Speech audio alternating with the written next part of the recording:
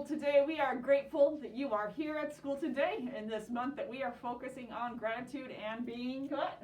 Oh, where is it? Gracious. It's the number one. Okay, so we are grateful that you're here. That's part of being gracious. And we are grateful that your teachers are doing their very, very best because as we've learned this year, we have to be flexible, right? We're in person, then we're online. We're in person, we're online. So thank you for being flexible and showing gratitude to your teachers. Today is Tuesday, November 17th, and we have a very special guest with us today.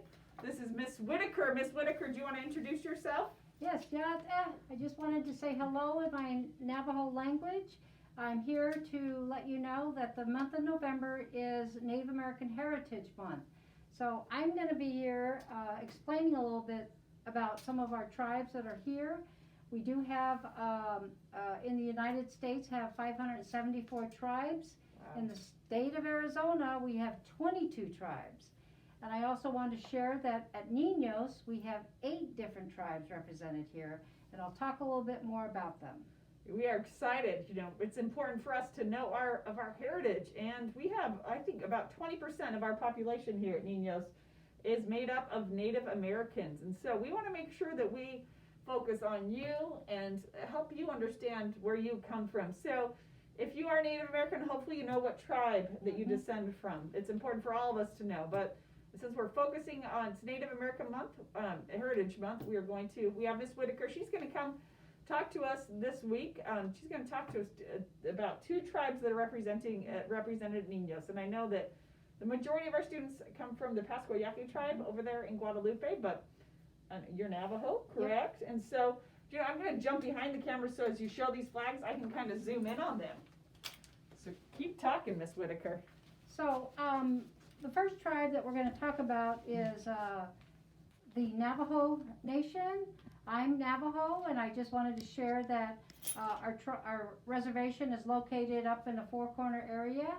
We're within 3 different states, Arizona, New Mexico, and Utah.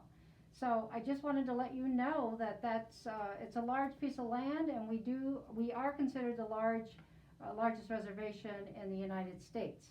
I wanted to share also that this is our flag. The rainbow here represents our sovereignty, which means that we have our own government and we have our own police force and pretty much our own schools that the Navajo tribe governs.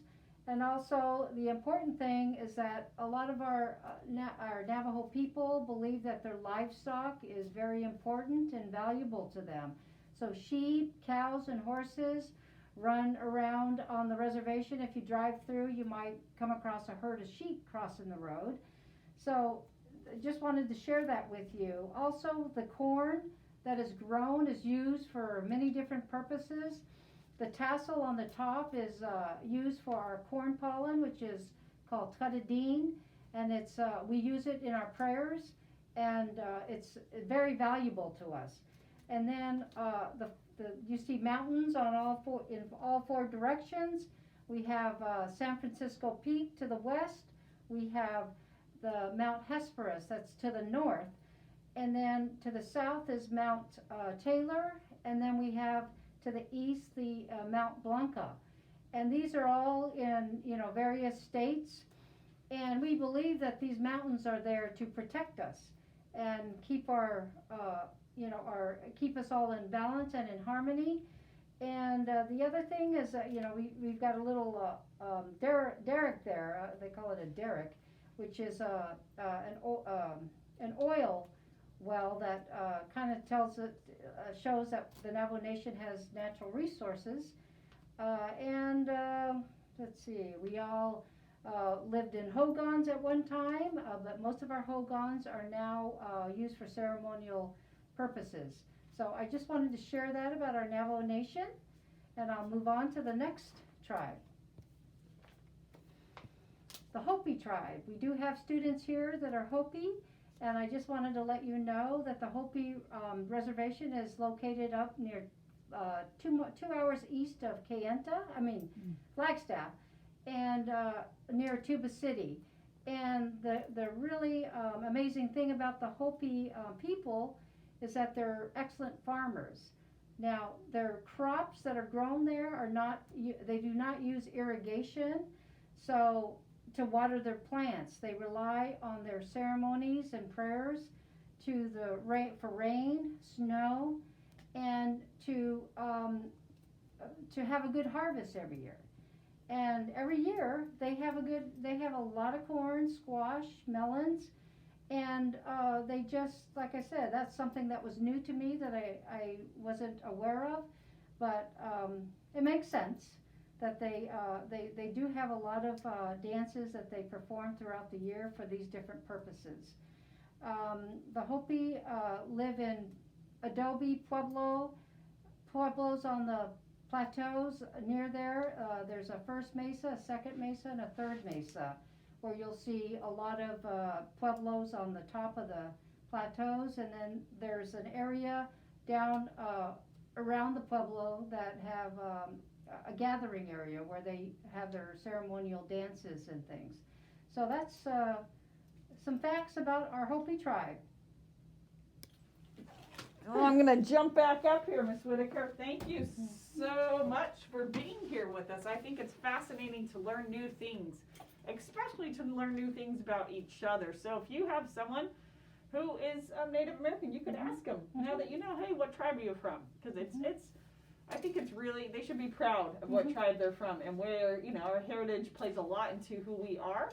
And I love how the Native Americans, they've really learned how to live off the land, and they continue. I know that many of them I have a lot of friends who are Native Americans, and it's fun listening to them to talk about the different dances that they do. And actually, one of my good friends is a hoop dancer. She's Navajo, and so she actually performs in the Herd Museum still. Oh, yeah, nice. So I'm going to get her on the announcements this week.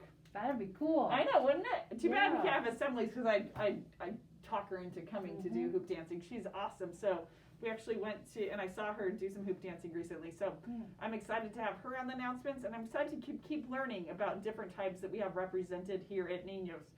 Everyone has some type of heritage. Ask your parents, right? Yeah, ask. Like, we're just not Native American heritage. Like, I know that my grandparents came from England area, Welsh, and from Danish descent. So they all came to America a long time ago also. So thank you so much for being here with us. Every day we stand up and we get our day going. So you can join us today, Miss Whitaker. Okay. Here we go. Superheroes have grit. We are gracious, respectful, responsible, and have integrity and teamwork. We got grit. We got grit. Grit. Have a great day of learning. It worked.